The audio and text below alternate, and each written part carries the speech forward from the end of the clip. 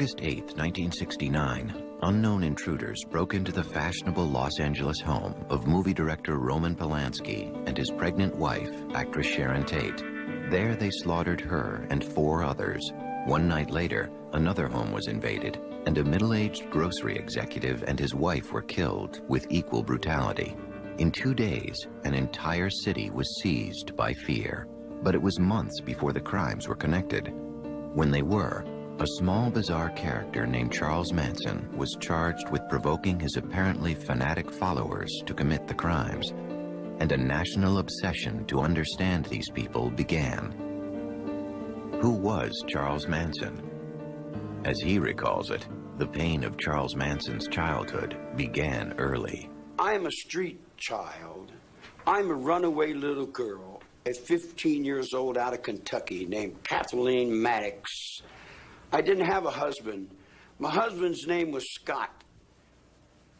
And he married somebody else and went down the road, and she went to Cincinnati and had a guy named Charlie Manson. Charles Manson was born on November 12, 1934, in Cincinnati, Ohio, in Cincinnati General Hospital. His mother, Kathleen Maddox, was just 16 and unmarried when he was born. His father was a Colonel Scott who'd briefly known Kathleen. She was very, very motherly looking. She was as motherly looking as my mother was. My mother went to prison for 5 years for strong-arm robbery. Her brother had to deal a trick in off the street and put the yoke on him to get some money to eat. When I heard she was a prostitute, it just... I couldn't believe that either. And she went to prison, and I used to visit her in the prison visiting room. His mother's absence and rejection would make a life with her a dream of Charles Manson's throughout his childhood. Manson spent many of his early years in the small town of McMecken, West Virginia, with his deeply religious aunt and uncle, living by all appearances a not unhappy small-town life. The house was a big, older house, but it was beautiful. He had just about anything he wanted, I would say. His aunt and uncle and grandmother took him to church. He didn't like going. The only thing he really liked, was the singing. But Charles loved to sing. But some of Manson's outlook on the world came from another uncle, a mountain man. Out of the Kentucky mountains, when my uncle said, "We ain't surrendered, we're still rebels, and we'll be rebels until the end of time, because I ain't accepting no Yankee school." He said, "Don't go to those schools, boy." So when I was 9 years old, I set the school on fire, and I went to reform school. Between 1942 and 1947, Manson spent periods of time with his mother and her assorted lovers around the Midwest. But then, unable to place him in a foster home, she allowed the court to place him in the Gibald School for Boys. After 10 months, he ran away to find her, but she would not take him back. This was a turning point for Charles Manson. The only thing my mother taught me was that everything she said was a lie. And I learned never to believe anyone about anything. He ran away from school again and began a life of petty crimes, including breaking into grocery stores and stealing a bicycle. In 1949, after time in a juvenile center, he was sent to Father Flanagan's famous Boys Town. According to a 1949 article in the Indianapolis News, a dead-end kid who has lived in an emotional blind alley is happy today. He's going to Boys Town. Manson ran away 4 days later. Now just 13, he stole cars, broke into stores, and committed his first armed robberies. He was then sent to the Indiana School for Boys, where he claims he was raped and repeatedly beaten. He ran away 18 times. Now, the punishments escalated after he stole cars, committed armed robbery, and held up gas stations. He went from the National Training School for Boys to Natural Bridge Camp, to federal reformatories at Petersburg, Virginia, and Chillicothe, Ohio, where he was paroled in 1954. He was just 19 years old. Around this time in Los Angeles, one of Manson's future followers, Patricia Krenwinkel, was a little girl. Her comfortable childhood could not have been more different from Charles Manson's, but even her home was not without its sadness. During the time I was brought up, nothing was talked about. I mean, my parents' dissolution of their marriage, you don't talk about that. You don't talk about problems in the home. I never felt like I had a sense of who I really wanted to be or become. In 1949, Leslie Van Houten was born into a solid middle-class family in Altadena, California. From an early age, she wanted to help the world. Her parents, too, would divorce. I was always very creative girl, young girl, you know, artistic. But I never, for a while, I wanted to be a school teacher. Somewhere along the line, I got distracted and I lost motivation. Believe that I was desperately seeking someone that I could love and hold on to and call my own. That somehow my dad leaving had left a space there. In January 1955, back in McMecken, the 20-year-old Charles Manson married 17-year-old Rosalie Jean Willis. He held odd jobs, but continued to steal cars, driving them across state lines. 1944, I went to juvenile hall. I didn't get out till 1954. I got a little girl named Rose, stole some guns, went to Georgia, burglarized a store, got a straw hat full of dimes, and came to L.A. I turned 21 years old in the L.A. County Jail. I wasn't out but a hot second. I've been in jail all my life. It was one of the curious facts about Charles Manson. He would often manage to commit small-time crimes that nonetheless violated federal laws and would bring tough penalties. A suspended sentence turned into a 10-year term after he violated probation on a charge of forging a very small treasury check. I was struck by something initially, and that is that he had been sentenced to 10 years for attempting to cash a $43 treasury check, and he did 7.5 years. From 1951 to 1967, Charles Manson's rap sheet shows a range of crimes from mail theft to forgery to running prostitutes. It was at McNeil Island Penitentiary that Manson developed a skill at the guitar and an interest in music that would play an important part in later events. The man who taught him the steel guitar was an aging fellow prisoner, the renowned Depression-era gangster Alvin "Creepy" Karpis. More important, it was in prison with its rigid codes of behavior and its hierarchy that Manson developed his way of looking at the world. See, I never realized that people outside are much different than the people inside. People inside, if you lie, you get punched. You get misused. You don't lie to the lieutenant. Lieutenant don't lie to you. There's a certain amount of truth in prison, and being raised in prison, I was raised pretty much in the light of that truth. He did his own time. He pretty much refused to be programmed to go along with the expectations of the prison staff. He apparently spent a lot of time in his cell playing the guitar, writing music. He did attend a class, did very well in a power of positive thinking class, which I always thought was a part of his style. He was released from prison in 1967. It's been said that he asked not to be released. He'd now spent more than half of his 32 years inside, and prison was the only real home he'd ever known. What's more, Charles Manson had never known life with a real family. That would make a family of his own very appealing. Prison may have meant a life of little change for Charles Manson, but life outside was changing radically.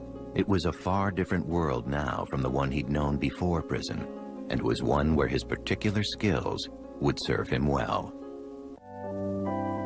It was the mid-1960s, and the Haight-Ashbury district of San Francisco was, for hippies and others escaping the mainstream, the promised land. What we saw at its peak were literally thousands of flower children all over the country, all over the world, attracted to this movement, like moths to a flame, you know, summer in San Francisco. There was a philosophy here that was totally revolutionary that they'd not heard before, and this was the epicenter of it. A lot of very young, creative, exploring people came there, but then you started to see a shift where more disturbed, sicker, more drug-involved people started to come. The hallucinogenic drugs like LSD were being replaced by stimulant drugs, speed particularly, that led to compulsion and paranoia, and innocence was giving way to violence. You may recall a song, the lyrics of which were, if you come to San Francisco, you better wear a flower in your hair. By 1967, if you came to San Francisco, you needed to wear a .45 in your belt. It had changed that fast. The kids were still coming from all over the United States with the same set of expectations, but the welcoming committee was very, very different. There was a brand of street theater that was hard to imagine. If we are coming up to the beatnik area, all the stores out in this area been taken over by the beatniks, and we see them in all shapes and sizes. I think this one is a girl walking in front of us. She has a hair ribbon, but it's hard to tell. It was a scene where if you grew your hair and talked the talk, you fit in. This was the scene which Charles Manson entered on his release from prison in 1967. When he came out, he initially told me that there was nothing I could do, that that he could go back to prison. He was not afraid of it.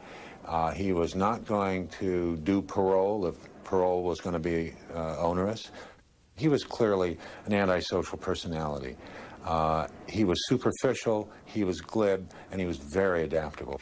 And when I got out, all your children would come to me because they never had anybody to tell them the truth. He sized up people, I think, fairly quickly and fairly accurately. I think that's a skill you learn in prisons. He said, so your father just kicked you out of the house.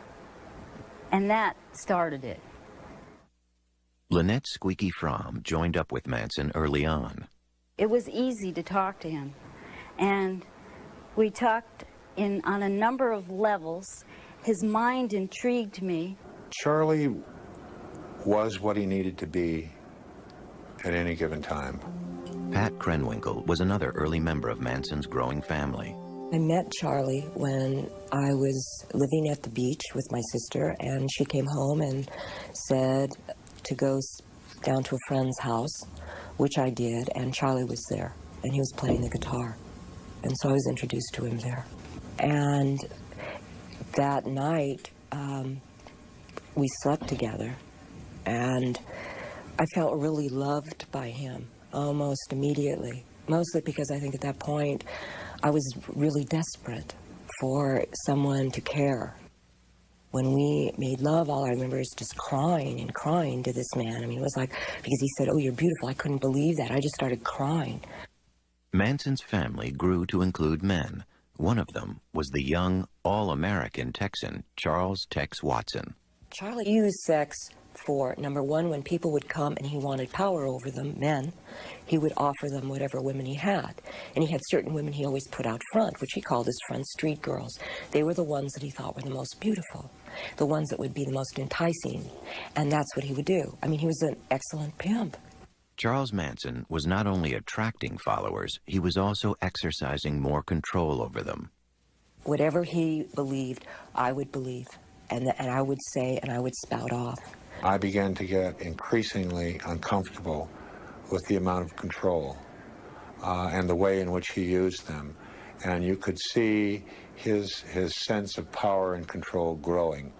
But in Northern California, at least, the family was monitored by outsiders. I saw him on a weekly basis. He would bring the girls into the office. It was a big occasion. I would go out to a home and see them. There was always that string. There was always some reality. The family left San Francisco in the summer of 1967 and began an odyssey up and down the California coast. Moving from place to place was one way Manson kept his followers entertained enough to stay. They started spending more time in the Los Angeles area. There, Manson hoped to make a name for himself in rock and roll. I think he felt that once he got down there, things were going to be very, very different. He had contacts with the Beach Boys. It was through the women that Manson made his connection with Dennis Wilson of the Beach Boys. In Los Angeles, Wilson picked up 2 of the family women hitchhiking and took them home. Soon, Manson and the rest of the family showed up and moved in with Wilson for several months. Then, through Wilson, Manson did some recording, but nothing came of the sessions. Manson was always bitter that his music would remain unheard. They came to the ranch, lady. I didn't go to them, they came to me. You're stealing my music every day. You're writing my songs, you're playing my game.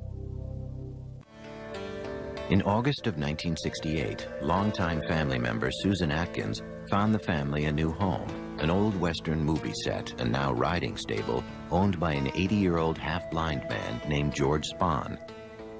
Leslie Van Houten joined the family in the summer of 1968.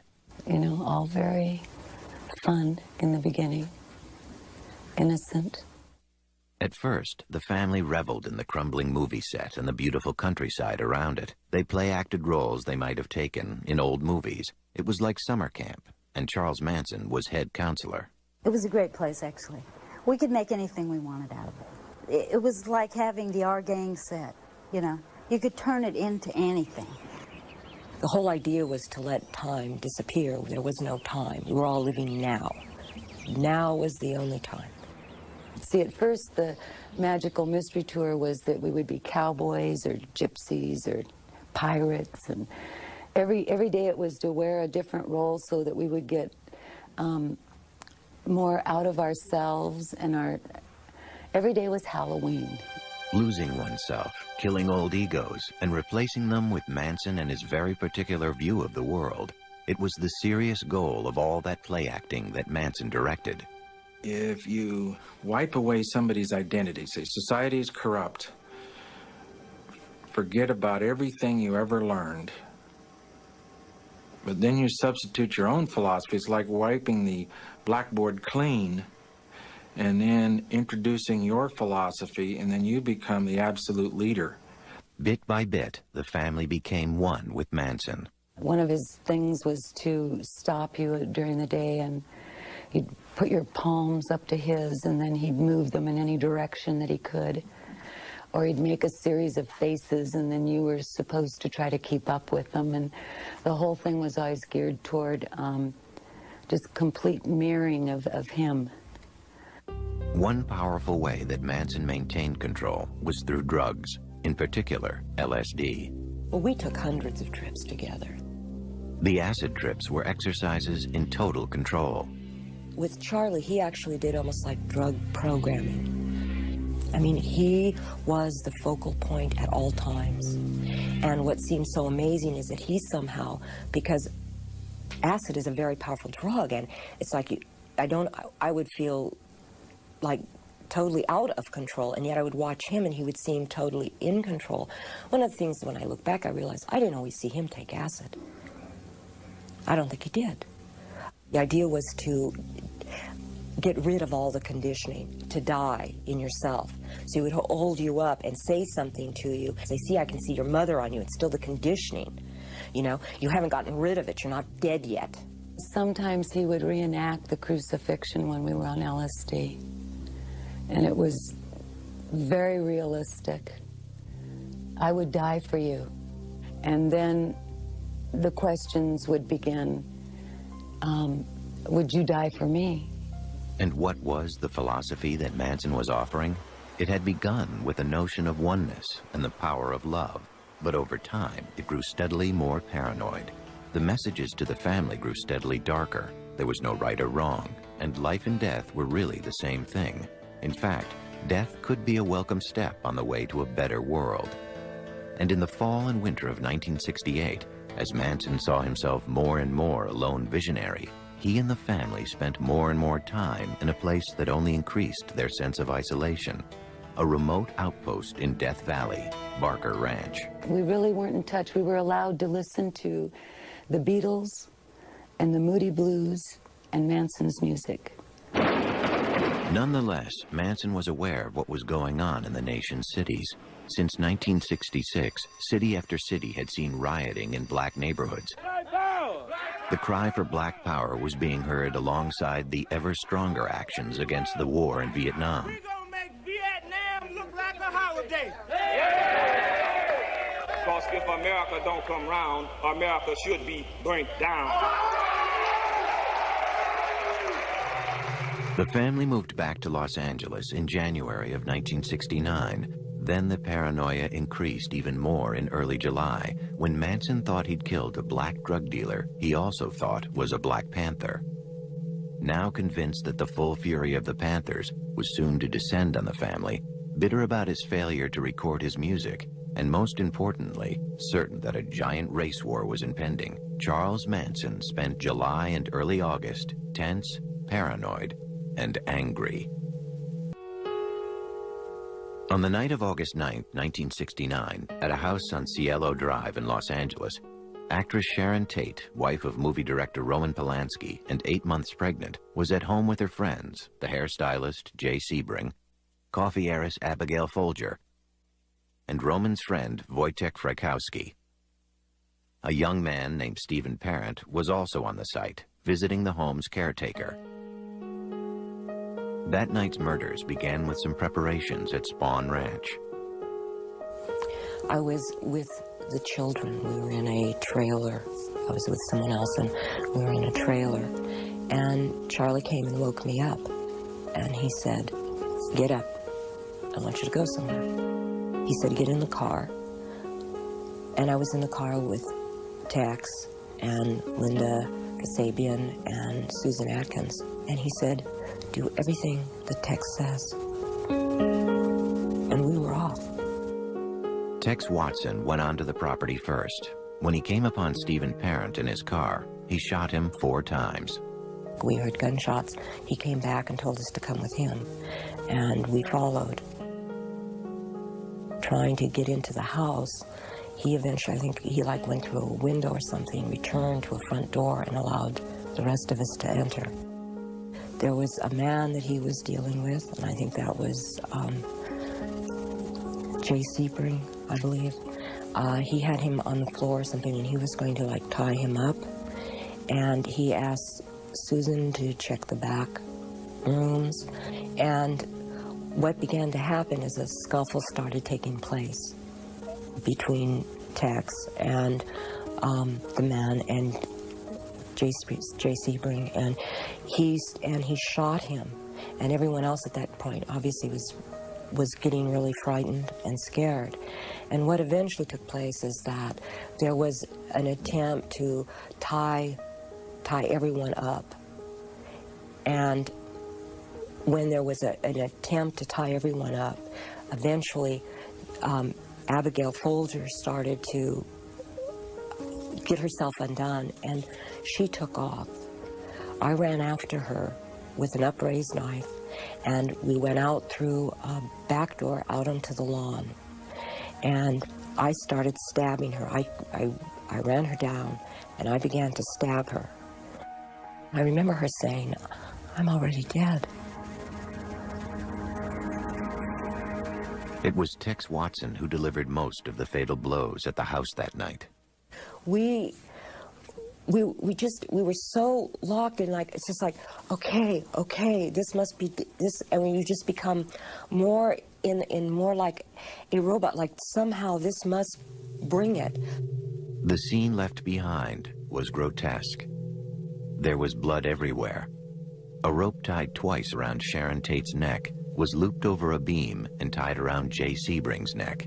Abigail Folger and Wojtek Frykowski lay on the front lawn. Stephen Parent lay dead in his car. And on the front door in Sharon Tate's blood was the word pig. Besides being shot and bludgeoned, the victims had been stabbed a total of 102 times. When I got back to the ranch, we got out of the car, Charlie came up and asked everybody how it went.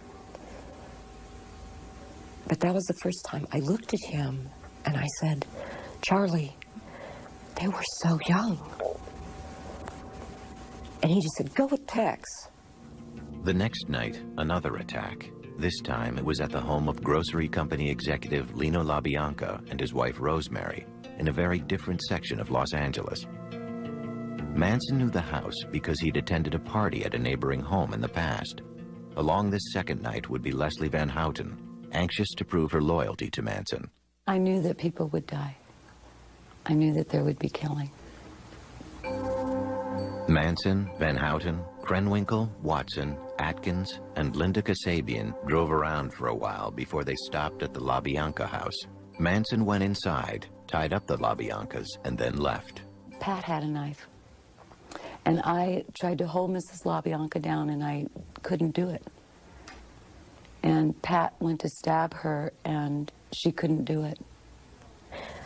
Leslie was still trying to hold her because she was struggling, and I went and got Tex. And Tex went into the bedroom, and I stood in the hallway, and I looked into an empty room in the den, and I just stayed there, and I didn't move. And I have no sound memory of Mrs. LaBianca dying. All I remember is staring into that room. And then Tex turned me around and handed me the knife, and he said, do something. Because Manson had told him to make sure that all of us got our hands dirty. And I stabbed Mrs. LaBianca in the lower back about 16 times. The scene at the LaBiancas was no less macabre than that at the Tate house. A carving fork protruded from Lino LaBianca's stomach and a knife from his throat. And the word war was carved in his flesh. Mrs. LaBianca was in the bedroom, her head covered by a pillowcase, with a lamp cord tied around her neck. On the walls, written in their blood, were the words, "Death to pigs," and "Rise." And on the refrigerator door, the words, "Helter Skelter." I said, if you're going to do something, leave something with you. Just like I would tell you, if you're going to do something, do it well. And leave something with you. Leave a sign to let the world know that you were there. Have a good day. The two victims had been stabbed a total of 67 times. Meanwhile, the news of the first night's murders had hit L.A. like an earthquake. There was a terrible fear, a terrible trepidation on the part of the Hollywood community that this killing, this ritualistic killing, had something to do with celebrityism. And so a lot of the high-profile Hollywood stars, apparently Sinatra left town. Tony Bennett was living at the Beverly Hills Hotel in one of the bungalows. He moved inside to be safe. Steve McQueen supposedly drove around with a gun in the front seat of the car now, all reacting to the Sharon Tate killings. It was amazing. Everyone's got a piece of the story. Wherever you went, there was somebody say, did you know that they found the thing? And, you know. It seemed everyone wanted a gun. 200 guns were sold by one Beverly Hills store in 2 days. It took 2 weeks to get a locksmith. Police were interviewing many celebrities, and some became more careful about their habits. One local in the film business said toilets are flushing all over Beverly Hills. The entire Los Angeles sewer system is stoned. Now the rumors start to fly. The first rumor that hit, as far as the crimes were concerned, was that it was drug-related. It was a drug hit. And on top of that, it was Roman Polanski's wife. People knew about Polanski's film, Knife in the Water, all of these strange, dark, mystical movies involving drugs and sex and killings. Sharon not only didn't use drugs. In the beginning, you know, there were those who thought Roman had an involvement in this. It was conjecture Polanski quickly denied. It's terrible for him when he came back for the funeral. And Warren Beatty was telling me this. I mean, people thought he somehow had something to do, which, of course, he didn't. In spite of the obvious similarities between the Tate and LaBianca murders, the police believed that the second crime was merely a copycat incident based on news reports of the first, and the two investigations were run quite separately. During the investigation, the family was actually arrested and then released on an unrelated charge of auto theft. They then headed to the safety of Barker Ranch in Death Valley. On October 10th, the family was rounded up on new charges of auto theft and arson. And while they were in jail, the LA murder cases broke open. Family member Susan Atkins was implicated by another member in an earlier crime. Jailed in L.A., she blabbed to cellmates about the Tate and LaBianca murders. The more you kill, the better you like it, she told them. Then one cellmate repeated the stories to the police. In December of 1969, nearly 4 months after the crimes, Charles Manson and 5 family members were charged with the Tate and LaBianca murders. What some called the crime of the century would now move on to a trial that would mesmerize a city. The trial of Charles Manson, Pat Krenwinkel, Leslie Van Houten, and Susan Atkins for the Tate and LaBianca murders began on June 15, 1970. Manson demanded and was refused permission to serve as his own attorney. Still, from the beginning, it was clear that Manson was in complete control of the defense. You have to realize that I viewed Manson as being the main defendant. To convict his co-defendants and have him walk out of court, I think, would have been an unsuccessful prosecution. The problem was that Manson was not at the murder scene. He did not physically participate in these murders, so I had to bring him in by way of circumstantial evidence, and also by the law of conspiracy. At the heart of the prosecution effort was the bizarre story of Helter Skelter, the stranger-than-fiction doomsday scenario that Charles Manson had woven from his earlier certainty of a coming race war. Helter Skelter was a name he'd taken from a Beatles song. Manson envisioned that white people would turn against the black man if they thought the black man had committed these 7 murders, and ultimately there would be a civil war between blacks and whites out on the street. During the war, he told them, he said, we're going to hide out in the bottomless pit in the desert, a place he derived from Revelation 9, a chapter in the last book of the New Testament. Manson foresaw that the black man would win this war. But later on, he said the black man, because of inexperience, would simply not be able to handle the reins of power. So we would have to look around at those white people who had survived, who had escaped from Helter Skelter. And he said, we'll come out of the bottomless pit, and quoting Manson, we'll send Blackie on his way to picking cotton, and we'll take over the leadership of the world. The chief prosecution witness was Linda Kasabian, who had driven the car on the night of the Tate murders. She agreed to testify in return for immunity. Can you get out of the way? The mood around the trial and throughout L.A. was as bizarre as the accused themselves. It may be more than 6 months before the Tate case finally goes to trial here at the Hall of Justice, but Hollywood isn't waiting. 2 movies about the mass murders already are in the works. One producer said his film will concentrate on the hippie clan charged with murder and explain on the screen why they might have done it. Day after day, Manson would come into court and by turns intimidate and amuse. He was playing the people. He was playing to the courtroom. He was playing to the press. We had quite a few staring sessions. He was always staring at people, you know. He'd stare at the jury, and they would turn away. He'd turn around and stare at spectators. During the trial, as in their lives before, the 3 women took all their instructions from Manson. The entire proceedings were scripted by Charlie. Every day we'd meet, and he'd decide, well, today I want you each to stand up and hold your hands in some stupid symbols. You're going to get up and scream. You know, each day was scripted, and that day we proceeded through the events. With Manson, he believed that everything we did was creating some picture that was going to go out in the universe and somehow change it towards his, bend it towards his will. The daily march of Van Houten, Atkins, and Krenwinkel, smiling and singing, was unnerving to anyone who saw it on the news. The song they were singing was one that Manson had written.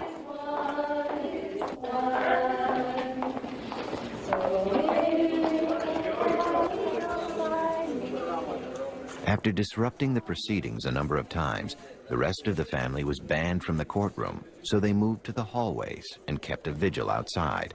At first, the mood was almost festive.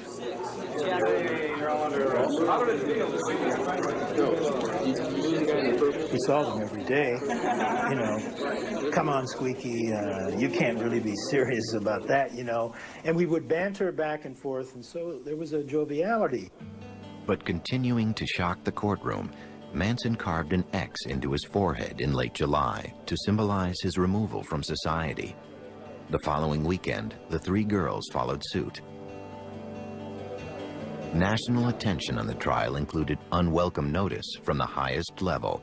President Nixon spoke of Charles Manson in a speech on August 3rd. Here is a man who was guilty, directly or indirectly, of 8 murders without reason. Here is a man yet who, as far as the coverage was concerned, appeared to be rather a glamorous figure. And the next day, a smiling Charles Manson held the headline up to the jury as the defense demanded a mistrial. It was denied in spite of the defense team's best efforts. The President of the United States says somebody's guilty. What recourse do you have? You answer the question.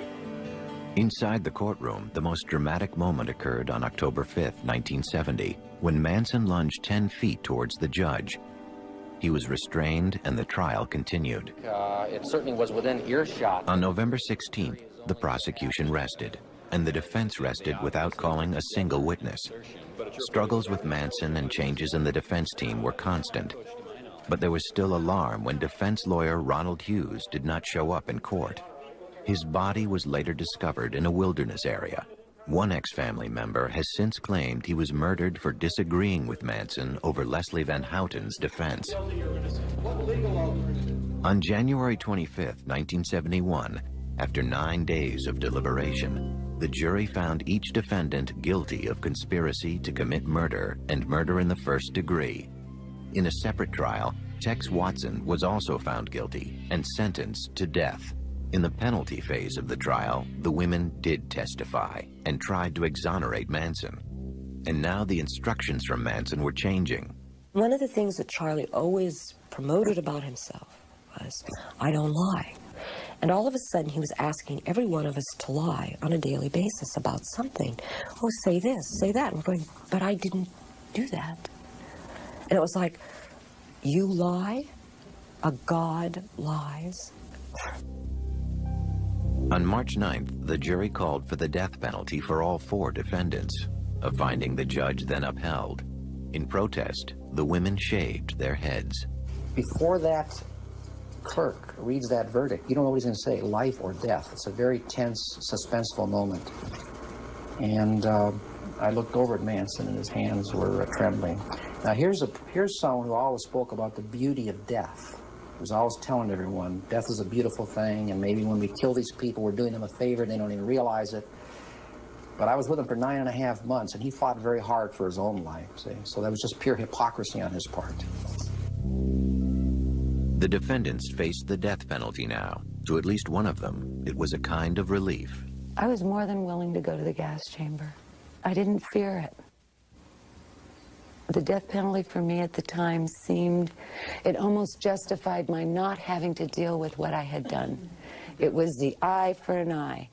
They're going to kill me. I don't have to deal with it. And then in 1972, the Supreme Court overturned the death penalty.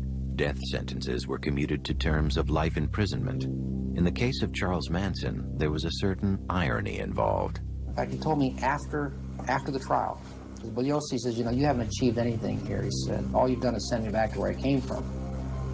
But I said, well, yeah, Charlie, that's true, but as far as I know, you've never been in the green room before. The green room is a reference to San Quentin gas chamber.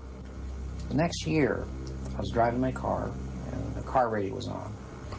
And I heard where the U.S. Supreme Court had set aside the death penalty, Furman versus Georgia. And the very first thought that came to my mind is that what Manson had told me at the end of the trial was true. That all we did is send him back to where he came from, and he doesn't mind prison life. So in a sense, and I hate to say this, in a sense, Manson has beaten the rap. It was 1972, and Pat Krenwinkel and Leslie Van Houten were still young women, with a lifetime ahead of them. A lifetime to face what they had done. More than 30 years after the murders at the Tate and LaBianca homes, Charles Manson, Patricia Krenwinkel, Leslie Van Houten, Susan Atkins, and Tex Watson are all still in prison serving life terms.